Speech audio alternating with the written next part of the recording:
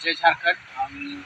हमारे अनिल पास्टर जी जो कचबारी से हैं और हमारे माननीय सांसद जी जो नवनिर्वाचित हैं, उन्हें बधाई देने के तौर बहाने हम लोग आज इनके साथ चाय पे बैठे हैं।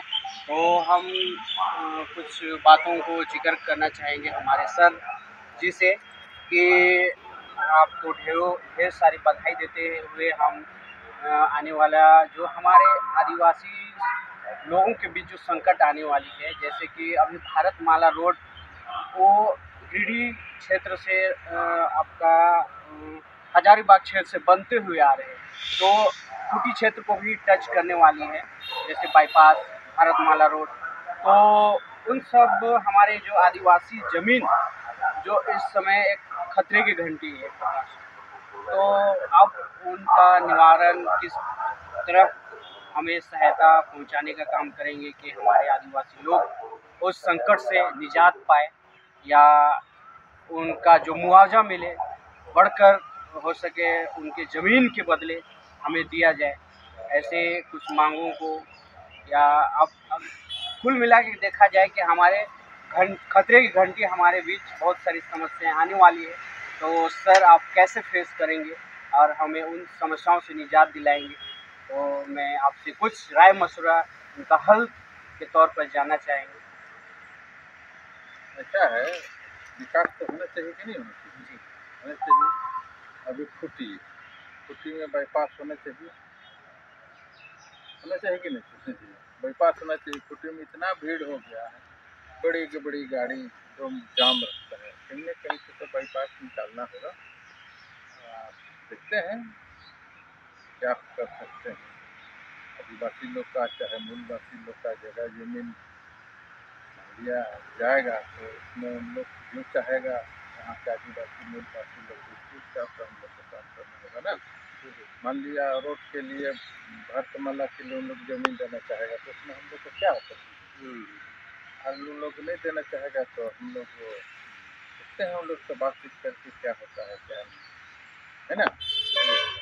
तो देखिए सर, हम लोग रिंग रोड में भी बहुत सारे ज़मीन दे चुके हैं और औने पौने दाम में ठेकेदारी सिस्टम से किसी को 500 किसी को 1000 रुपये डिसमिल के हिसाब से एक प्रकार से ठेकेदारी प्रथा लागू करके ठगने का काम हमारे आदिवासियों को किया जाए। तो आपको हम प्रतिनिधि बनाए हैं, तो कहीं ना कहीं उस मुआवजा को बढ़ोतरी के लिए कम से कम आवाज़ उठा। हमको बताइए ना, कौन जमीन में 500 की 600 रुपया मिल गया? हम जो सरकारी रेट है, जी नहीं समझे, सरकारी रेट है वो हिसाब से तो देना ना होगा, नहीं देगा तो नहीं चलेगा उसका। हम खुद भुक्तभोगी हैं सर। हमारे ध्रुव क्षेत्र में आप रिंग रोड औने पौने दाम में ठेकेदारी सिस्टम, सरकार पर हम दोष नहीं लगा रहे, सरकार क्या कर रही है? ठेकेदार को क्यों देते हैं? डायरेक्ट जो सरकार है उससे कॉन्टेक्ट कीजिए, वो आपसे कॉन्टेक्ट करेगा। बीच बिचौवा आदमी का क्या जरूरत है? बीच वाला आदमी तो सारा हम लोग को ठग लेगा, सबको ठगता है, नहीं समझे। डायरेक्ट वो जो सरकार का संगठन ही है, सरकार का अफसर है, डायरेक्ट रैयत है जगह के जमीन का मालिक का, उनसे भेंट करेगा, उससे फिर करेगा, बीच में रहेगा क्यों? तो उन्हीं त्रुटियों को आज वैसा काम हम लोग नहीं होने देंगे। उसका शिकायत आएगा तो हम संबंधित विभाग मंत्री से, मंत्रालय से हम बात करेंगे, नहीं समझे। उसका शिकायत होने नहीं देंगे। ऐसा शिकायत आएगा जनता का, जनता हमको कहेगा कि ऐसा ऐसा बात है सर, तो हम डायरेक्ट उस विभाग के मंत्रालय से बात करेंगे।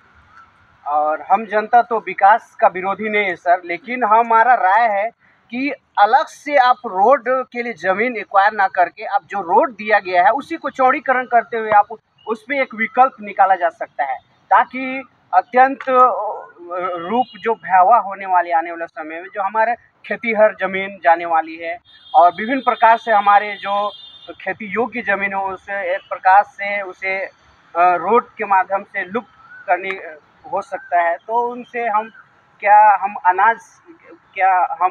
उसको इस्तेमाल करने आने वाले समय में हम अनाज से ये हो सकते हैं, वंचित हो सकते हैं। ऐसा है, जिसका जमीन जाएगा